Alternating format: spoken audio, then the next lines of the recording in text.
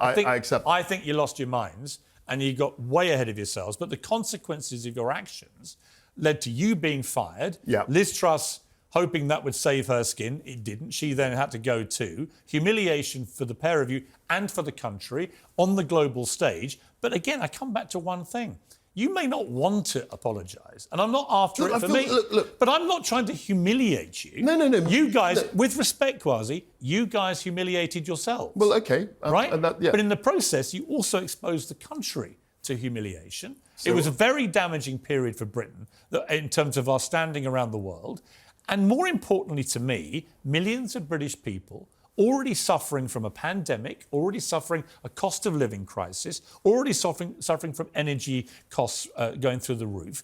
All these things, they then had the added financial burden as a consequence of your... It was a very difficult time. So my point is... It was a very So my point is, you're a time. smart guy. You know that the decisions that you took led to that financial harm for millions of people in this country. Why are you not prepared? This, you know what this reminds me of?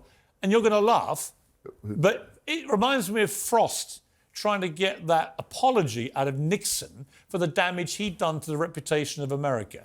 Why don't you just take a leaf out of Nixon's book? He didn't want to apologise either. He resisted for years, and then eventually he sat back and you could see his brain whirring, thinking, actually, you know what? Yes, I'm sorry. Why is it so hard? It's not hard. All I'm saying is impossible. You're literally finding it impossible. No, but look, there were lots of other people involved in this. Okay, You were the Chancellor. I'm not going to take sole responsibility when there were lots and You're not lots of taking other any people. responsibility. No, I do. I have taken responsibility. I'm not going to take sole responsibility. You don't think what happened raises the bar to the level of wanting to apologise? All I've said is that I took responsibility.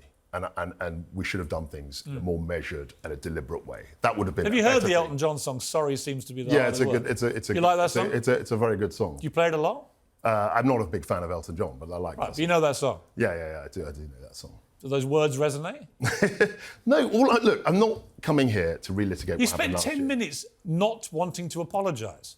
You spent the year not wanting to apologise. No, I've said millions of times that you won't apologise. I bear responsibility, that we did things in the wrong way. But in terms of the strategy, I still believe in the strategy. So I don't see why I should apologise for the strategy. Because the implementation was a total disaster. The implementation was So when you implement something as a Chancellor of this country that causes huge financial harm immediately to millions of British people, the traditional thing is to say, you know what, I'm sorry for the damage I did. And if you look at where we are now, obviously, interest rates have more than doubled since. I'm only talking about the consequences of your actions. Since I was there, I think a lot of the. I'm talking about by your own admission. I think thanks to. Kwasi, I'm talking about by your own admission the consequences of your actions as Chancellor and the immediate impact they had. It was a difficult time. On millions of people. I'm not going to come on your show. You were the one that caused it. No. I wasn't the sole. We've gone through this a million times. You were the Chancellor. I was not the sole agent of what happened. What I can't get my head around. Why are you so desperate? What I'm trying to say. Why are you so desperate not to apologise?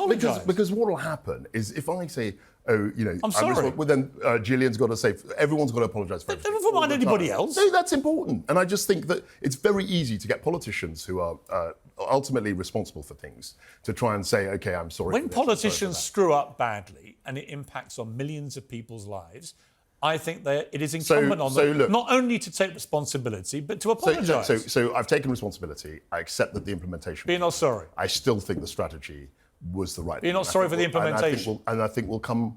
But you're not sorry for the implementation? And I think we'll come round to... Do you not find it a bit ridiculous? No, I don't, because look, we're playing a game here. We're not playing a game. It's not a game to the millions of people. It's not a game to the people whose lives were affected. I was saying that I was completely responsible. Not completely responsible, but I was involved in those decisions.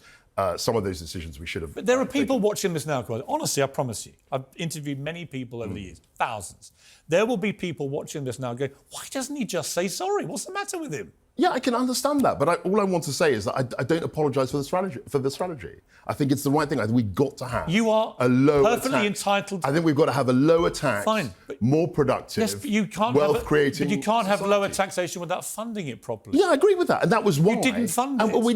If we'd actually talked through, if we'd had time, that was why in the autumn statement I said, look, I'm going to have a statement where we're going to show spending restraint, which will fund the tax cuts. Unfortunately, and it wasn't a choice of mine, I was obviously sacked because of the turbulence, because of the market reaction. I was sacked before I was able to do that.